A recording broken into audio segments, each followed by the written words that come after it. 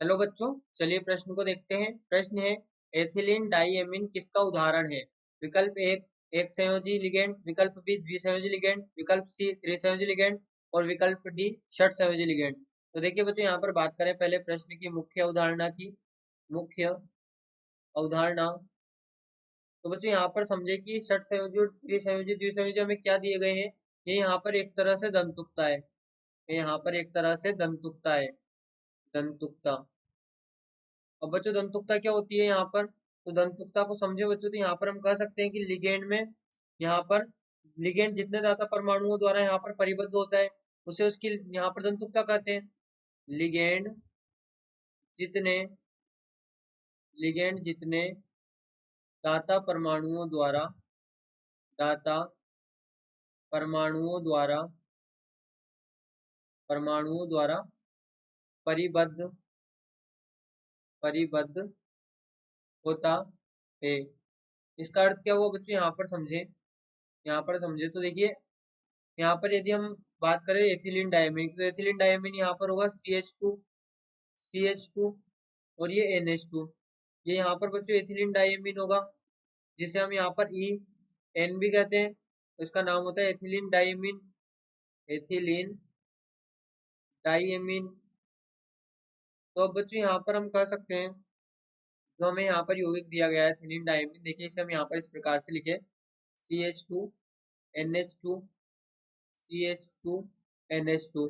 अब बच्चों इसमें यहाँ पर जो नाइट्रोजन है, ये जब लिगेंड के रूप में होगा तो यहाँ पर दो नाइट्रोजन दाता परमाणु की तरह व्यवहार कर रहे हैं।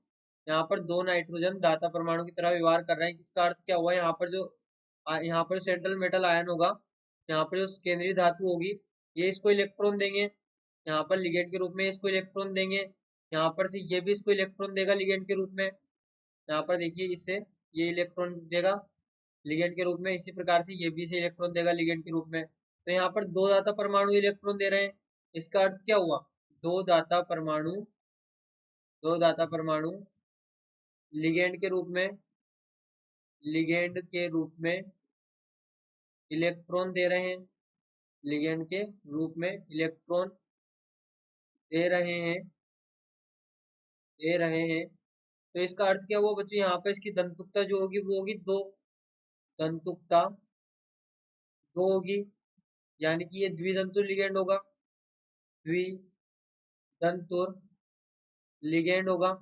और बच्चों अब द्विदंतुर लिगेंड है तो हम यहाँ पे से कह सकते हैं कि द्विसंयोजी लिगेंड है। द्विसंयोजी द्विसंयोजी लिगेंड, जिसे यहाँ पर हम द्विसंयोजी लिगेंड भी कहेंगे। द्विसंयोजी लिगेंड। तो देखिए बच्चों, यहाँ पर ही हमारे पास में द्विसंयोजी लिगेंड होगा। क्यों? क्योंकि इसमें यहाँ पर दो दाता परमाणु है जो कि केंद्रीय धातु को यहाँ पर इलेक्ट्रॉन दे रहे हैं।